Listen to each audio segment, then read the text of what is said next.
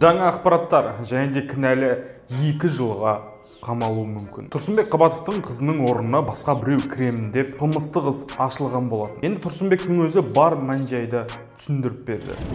Мне сейчас нелегко, мне обманули 17-летнюю девочку, которую они даже не согласовались с нами, родителями. Она даже не знала об этом. Они все, построили. Он хотел свой имидж поднять, что я лучший репетитор. Я сделал такой высшие баллы. Можете обратиться, типа такой. Его репетитор, он сделал так, что посадил девушку в какую-то сторону в этом зале. Утром он сам заходил, идет. Вот это подделное, как удостоверение положил этим, как клавиатуры. Она не в курсе, пошла туда, уже как все сдали, все заходили, перед этим говорит, твое удостоверение просто на карман положи, а это пусть будет при себе, если что. Она говорит, я ничего не понимаю. Моей девушке высший балл не надо было. Я с начала года, я ей вообще за рубеж уже, мы там уже договорились. Ол қыздың орнына басқа біреу кіргені дәлелденді. Бұл жерде ешкімнің гранты ұрланып жатқан жоқ. Себебі дәл сол қыз орнына кіретін кезде ұсталып отыр. Документ жасалынған. Тұрсынбектің қызының есімі әдемі. Ал оның орнына кірем деген 2-ші курстың студенті Сымбат деген қыз. Ал Тұрсынбектің өзі өзінің инстаграмына мына видеоны шығарған болатын. Ассалаумағалейкум. Бұл кім екен? Нұрбекпін ғой мен. Нұрбек, мен Тұрсынбекпін. Аға, иә. Жағдайдың бәрін біліп отқан шығарсың. Ана көріп қазір. Болды сіздер. Кеше мен бар ғой, кешеден бері ана орталықтарына бардым, жексенбі болып қайта повезло десем болады сендерге. Енді мен қазір звондап тұрмын. Кеше жай ана бір видео жібере салыпсыңдар, кешірім сұрап, бетін бұлдыратып, оған кім сенеді? Мен қазір сендерге айтқым келіп тұрған, Нұрбек, сен маған мынаны жағдай түсіндірші. Болатын жағдайды сен неге маған айтпай, мамасын айтпай, ондай тірлікке бардың, біріншіден. Екінші, қыз кім? Оны кім тапты, сен ба тауып жүрген?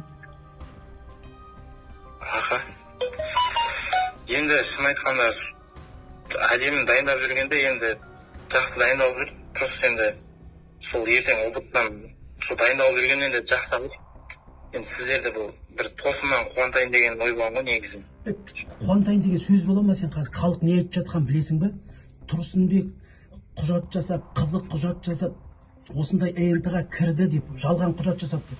А сен жаңағыдай айтпай қызыма ЕНТ-ға барған кезде ол өзінің удостоверениесімен кіріп телефондарын бәрін бергеннен кейін саған іште қыз көмектеседі, үйтеді, бүйтеді, сен клавиатураның астында жалған удостоверение тұр деп сөйтіп айттың ба? Тестке кіретін кезде айттым. Сен неге соны бізбен ақылдаспадың? Сен үлкен қылмыстық іске бара тұрған білесің бе? Мен сені ешқандай соттайын деп тұрған жоқпын, өзіңде бір ақылды боласың ғой. Сен есің дұрыс. Сен қазір халық қазір не деп отырғанын білесің бе? Мен саған айналайын ой, сендім ғой мен саған. Жақсы репетитор болғаннан кейін. Сен оны онсыз да сен білесің, әдеміге ЕНТ-дан жоғарғы балдың оншалықты қажет емес екен. Оның қазір шетелге оқуға түсейін деп отырған жылдың басынан соған дайындалып отырғанын білесің. Сен кім еді атың? Нұрбек. Нұрбек, мен сені көргенде жоқпын. Ана қызды мен танымаймын да вообще. Яғни Нұрбек деген Тұрсынбектің қызын ұбт-ға дайындап жүрген кісі осының барлығын ұйымдастырған деп жатыр Қабатовтың өзі. Қылмыстық іс бойынша жалған құжат жасалған үшін жаңағы бала қазір ұсталып отыр. Енді оған 2000 МРП штраф немесе 2 жылға бас бостандығынан айыру мүмкін. Ал заңгердің айту бойынша осы іске қатысы бар адамдардың барлығы да дәл осылай 2 жылға бас бостандығынан айырылуы мүмкін. Тұрсынбектің қызы 18-ге толмаған, яғни оған түгелімен жауапты Тұрсынбектің өзі. Сондықтан да Тұрсынбектің өзі де осы жағдайдан таяқ жеп қалуы мүмкін. Достар, бұл сіздер жазып жатқандай бір бізде шпаргалка алып өттік қой, ештеңе болмады ғой деген нәрсе емес. Бұл жерде жалған құжат жасалған, және де қыздың орнына басқа бір қыз 2-ші курстың қызы өтіп ұбт тапсырмақшы болған. Бұл кәдімгідей қылмыс. Айта кететін болсақ, әдемі Тұрсынбек қызы мектепті алтынға бітірген. Бірақ 2 рет ұбт-ны тапсырып көріп, 60 балға да жете алмаған дейді. Немесе басыңды кесіп аламын ба, төмен балалса?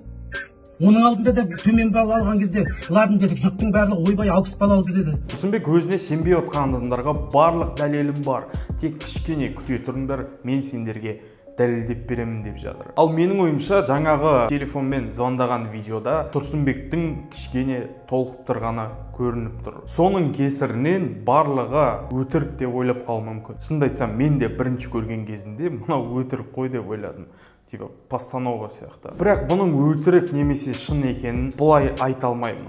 Соттың біткенін күту қажет. Ал дәл осы видеоның комментарийінде адамдар мүлдем сенбей жатыр. Барлығы керемет актерсың, постанова, тағы да бір сценарий, олай өз-өзіңді жерге тықпай қою керек едің деп комментарий жазып жатыр. Ал сіз қалай ойлайсыз? Мен сіздің ойыңызды білгім келіп отыр. Жаңағы видео өтірік пе әлде шын ба? Барлық ойыңызды комментарийға жазып кетіңіз. Сол жерде әңгімелесетін боламыз. Ал сіздермен бірге болған Бақыт Мырзаев өзінің шұғыл жаңалығымен келесі кездескенше.